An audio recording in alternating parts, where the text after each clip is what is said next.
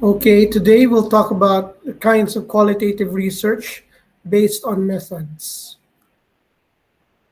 The qualitative research paradigm believes that the world is complex and cases, situations, phenomena are all complex. They cannot be reduced to variables, particularly independent and dependent variables. They are complex. Therefore, in order to study phenomena, we need immersion into the field. Today, we'll discuss different kinds of qualitative research based on methods. The first one is ethnography. Ethnography comes from two words, ethnos, meaning people group, and graph, to write, to write about a people group. That's why it's called ethnography. Now, ethnography came about through colonialism. In the earlier centuries, Europeans started exploring and colonizing different lands. And because of that, they encountered different people groups that are very different from them. And much of early ethnography involves writing about the queer or unique or strange behavior of people other than Europeans. Ethnography uses culture as theoretical framework or as an organizing principle. So everything revolves around culture. Culture dictates what to talk about, what to discuss, what to describe. It's the underpinning of all description. Ethnography is very much related to anthropology and to a much less extent, sociology. Because anthropology is the study of human beings. Naturally, ethnography comes after that. So, ethnography involves long term immersion. The researcher needs to involve himself or herself in the particular phenomena, the particular group of people that he or she intends to study. And the researcher involves participant observation and interviewing to produce thick description. The idea of participant observation is that you as the participant becomes part. You become part of what you are studying because you impact the situation. So you acknowledge that and you participate in the people group, in the culture, in the society. At the same time, you do observation. Because it's impossible to observe the people group in isolation. You cannot isolate yourself. You cannot put the people into laboratories. So what you do is you participate and you observe. You acknowledge the presence that your presence, what your presence might do to the situation. Okay, and you also involve in-depth interviewing. Actually, Philippine research methodology has evolved to include what is called pagtatanong-tanong, pakikiramdam, and pakikisalumuha. The idea is to involve ways of interviewing that come as natural. Okay, all of that is intended to produce thick description. The idea of thick description is to provide enough details that support a particular generalization. So, ethnography may involve trying to understand how people within a group construct and share meaning, what they understand about this phenomenon, about that phenomenon, about their practices, about how they live their lives. So, as I said, ethnography came about through colonialism. First, it came from reports from missionaries, administrative officials, teachers, travelers, adventurers, and many other Europeans who wrote about the people and countries and places they visited. And of course, all these has all of these have a particular bias from the European point of view. And they write about particularly how weird or strange people are. Usually, the writings and reports involve negative descriptions because, particularly from administrative officials, the idea is to highlight the uncivilized, savage, and immoral behavior so of people, of colonized people, in order to justify the colonialization of those people. The white man is there to civilize the people. The white man is there in order to teach those people the right way. They are there to enlighten them. So that's the idea of ethnography at the start. It's biased against the people group being described, highlighting their negative traits. Okay?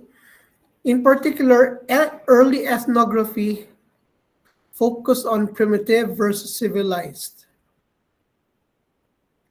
And the idea is that cultures or people groups form a continuum from primitive to civilized. And of course, European society was considered the most civilized. People at that time, Europeans at that time, believed that all societies, all cultures are evolving from the primitive all the way to the highest level of society, which is Western industrialized society.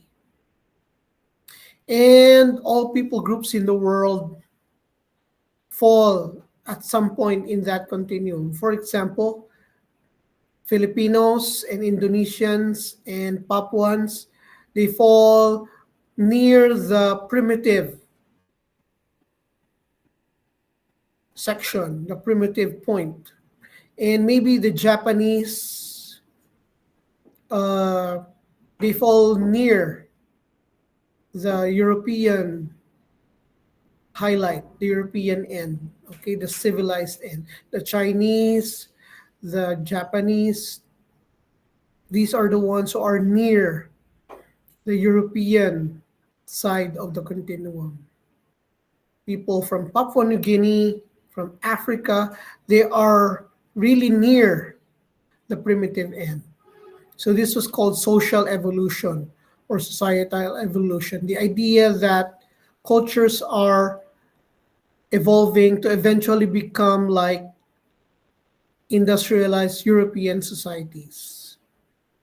And so that was the focus of ethnography, to talk about the primitive and how far along that particular group is on its way to civilization, to become more like European civilization. But now there's a different ethnography. For one, colonized peoples have started reacting to the writings of Westerners, including the Westerners' analysis of their culture. For example, Europeans wrote about Filipino practices or ways of thinking, such as hiya, and Westerners describe this as shame. But when Filipinos access those writings, they critique them, even criticize them as portraying uh, a skewed view of Filipino thinking. Here, according to many Filipino reactants, is actually a sense of propriety. The idea that you should act the appropriate way. And if you don't do so, you are walang hiya. You do not exhibit proper behavior. That is in contrast to hiya, which is shame, as seen by Europeans. Also, Europeans tend to highlight what is called pakikisama or utang na loob. So Westerners have a view of utang na loob and pakikisama, but many Filipino writers have criticized those views as being inaccurate.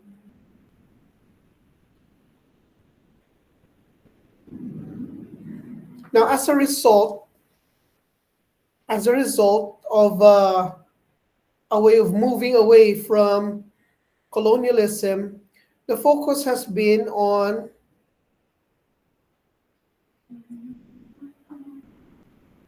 the researcher's own culture. So, Americans, for example, started doing ethnography on Chicago, on particular places of the US. Okay? So, in the past, ethnography was all about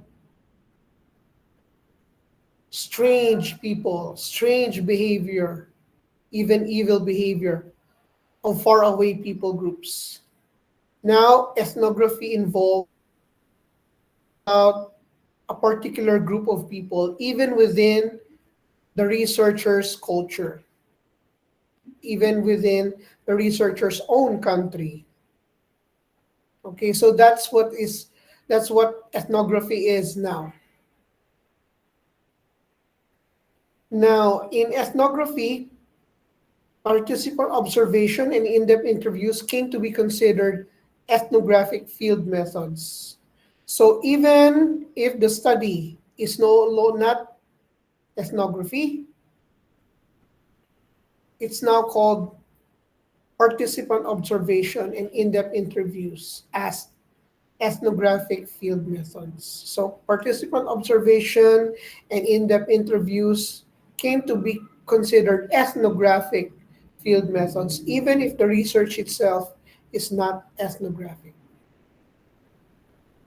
Okay? Another kind of qualitative research is life history. Life history is also known as life story, oral history, biography, or narrative research.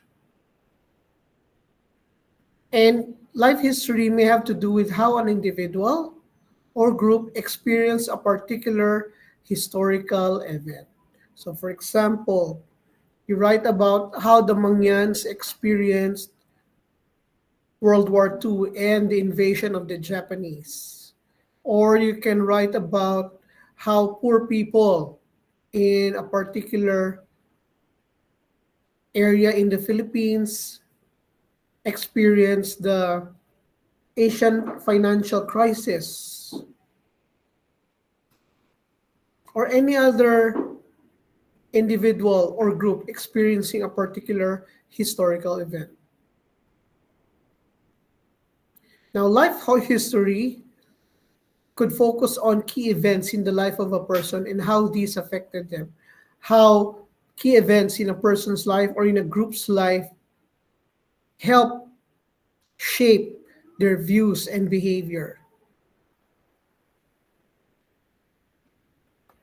Okay? Life history enables readers of that particular life history to reflect on their own experiences and situations based on the uniqueness, dilemmas, and complexities of a specific life story. So, you as the reader, you reflect on the uniqueness, dilemmas, and complexities that the person or group of people experienced. And based on that, you reflect on your own experience. Which ones are similar? Which ones are different? What makes your experience similar to theirs? What makes your experience different to theirs? Okay, so you are reflecting on your own experiences as you read life history. Now, life history can involve periodic interviews with the same person or with others, as well as investigating documents such as diaries and letters. I'm sure you've heard about how how the historian Ambet Ocampo wrote an article about Jose Rizal's to-do list, as well as his list of groceries to be purchased. What's so interesting about Jose Rizal is that he has so many documents left behind as compared to other well-known Filipinos in the past. He has diaries, he has letters, he has to-do lists, he has lists of groceries. And from those documents come about what could be called narrative analysis. So a researcher analyzes specific narratives, including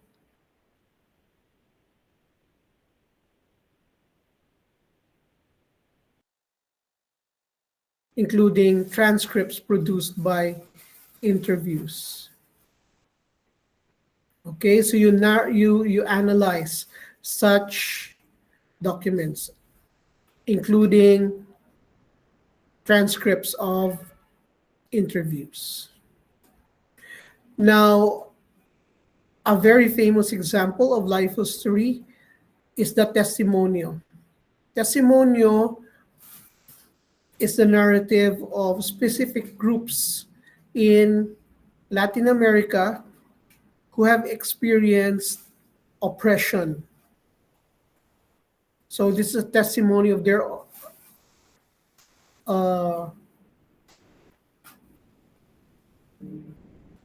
experience of land grabbing, experience of militarization, experience of their rights being taken away.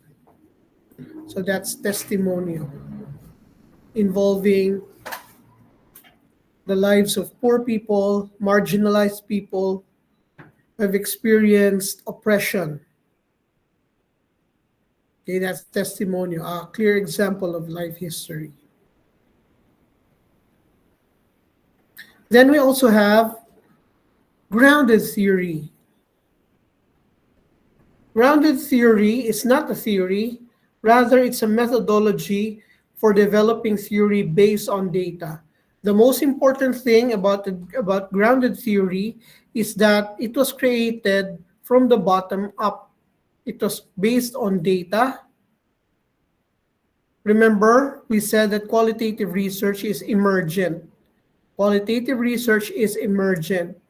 It's based on what you encounter from the data. So it's not something that you create out of your thinking and then you try to fit the data into it. Rather, from the data, you come up with a theory. That's why it's called grounded theory. So grounded theory specifies conditions under which a certain theory holds true. It's almost impossible to make big generalizations. What is important is when you give a theory, when you provide a theory based on data, you specify the conditions under which a certain theory holds true. So you talk about the situations that make that theory applicable. Okay?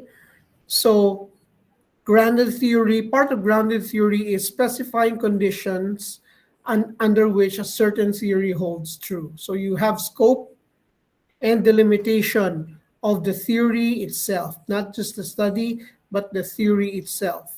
You talk about cases where the theory may not hold true very much, and you talk about conditions that show that a particular theory holds true.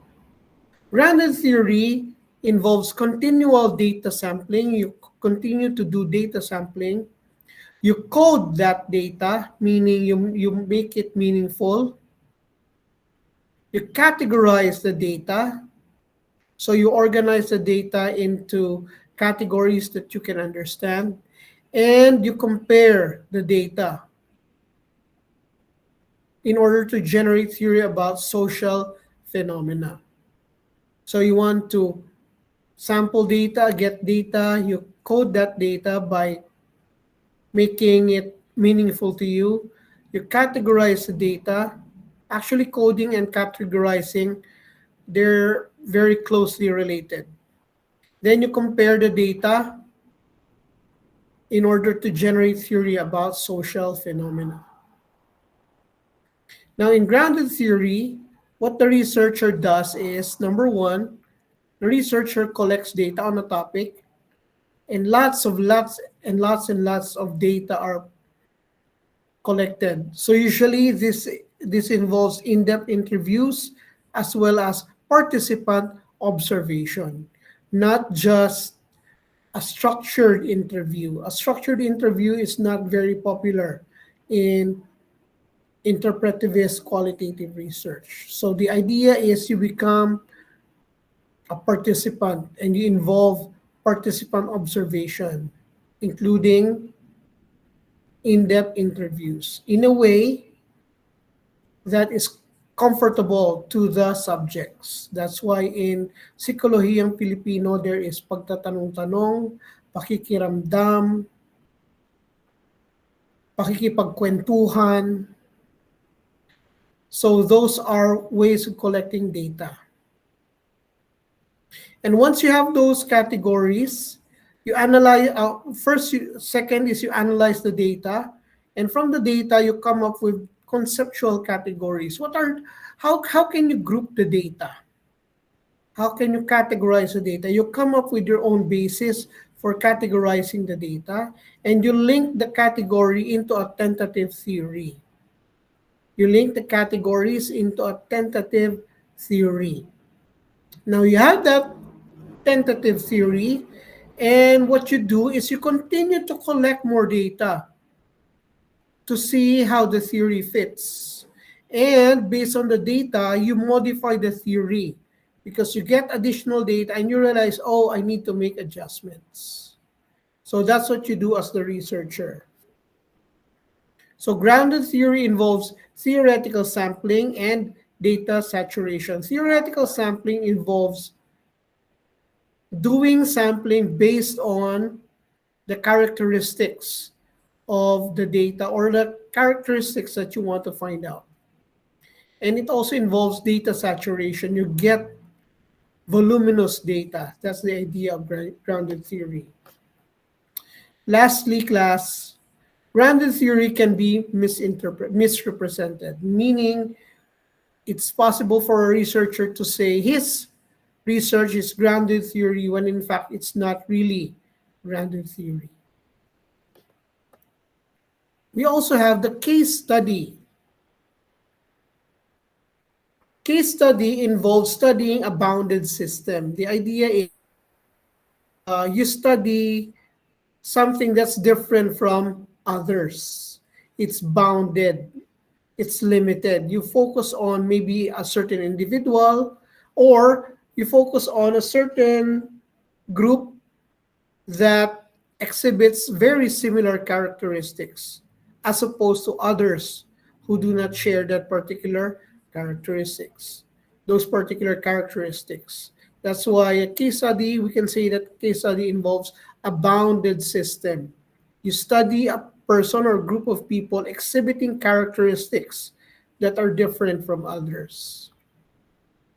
And case study may include descriptive and holistic approaches, not thematic approaches. So you don't study the case in terms of themes, in terms of what is he, what does he like, what foods does he eat, how does he behave in terms of money. No, it's not that. The idea is it's descriptive and holistic. Now, there are three types of case study: intrinsic, instrumental, and collective. The intrinsic case study deals only with that case. You're concerned only about that case. Okay, it's just that case that you're concerned with. Then you also have instrumental case study. This kind of case study is used for shedding more light to an issue or generalization. You have an issue, you have a generalization, you study your nephew or your niece. For example, you want to study the things you learned from foundations of ESL, EFL learning. Okay, you realize you encountered a lot of ideas in psycholinguistics. Okay, the science of language learning, which for our subject is called ESL, EFL foundations. But it's actually social linguistic and psycholinguistic ideas about language, particularly language learning. So you study your nephew, is that true? The things you studied in the classroom, are they true? Well, you realize that they are true if this particular condition happens. So what you're doing is instrumental case study. Okay, you study that do these ideas apply to my nephew or to my niece? And what can that particular case study inform the generalization or the issue? How does that case study shed additional knowledge about the issue or the generalization? That's why it's called instrumental case study. Then you also have collective case study. This is case study involving similar cases, and those cases are like instrumental case studies, but it's not just one case. And they are seen as being better suited for shedding more light to an issue or a generalization. Okay, so those are case studies. We also have finally interpretive action research. So interpretive action research was influenced highly by critical theory. The idea that knowledge is hidden, and it is hidden by those in power. Knowledge is hidden by people who are in power in order to perpetuate the status quo, in order to perpetuate themselves in power. They hide knowledge, they hide uh, data, they hide knowledge so that they would continue to be in power. That's the idea of critical theory. It's actually Marxist in its underpinnings. So that's why interpretive action research highly focuses on people whose voices have been silenced.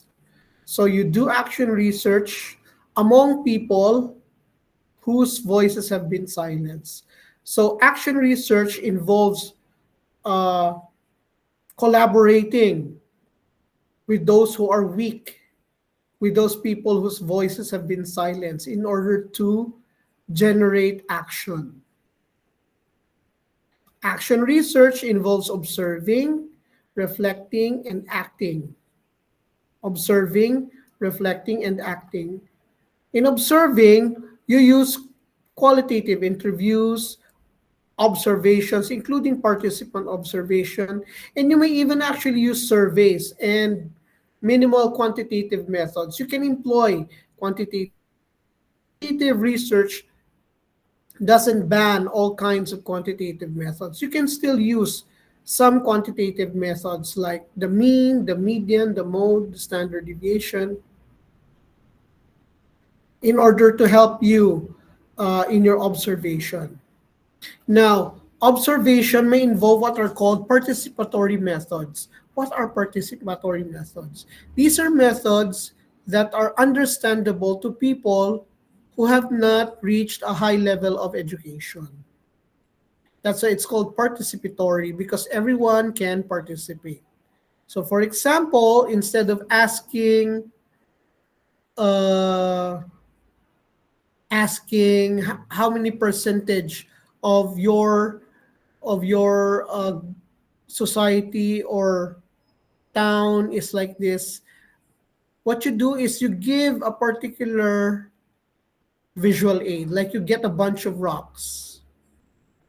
So you say, for example, this this clump of rocks of small stones are your entire village. How many do you think have this particular characteristic?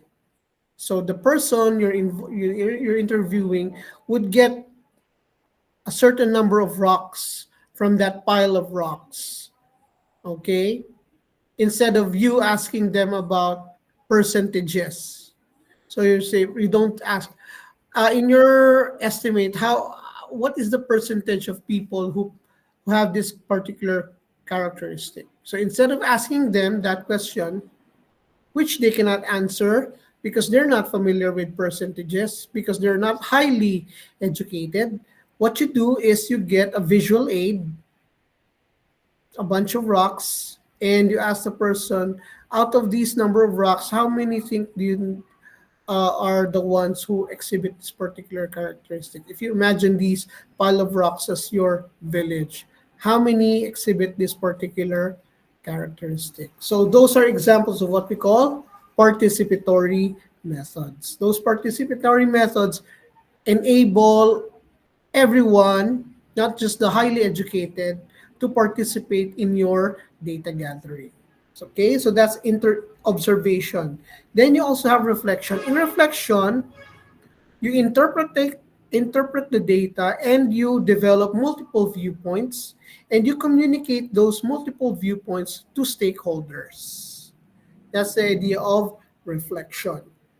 Then, of course, after reflection, you have action. This involves planning the action, implementing the action, and evaluating the results of the action or how the action was done. Okay, thank you very much. Let me stop sharing.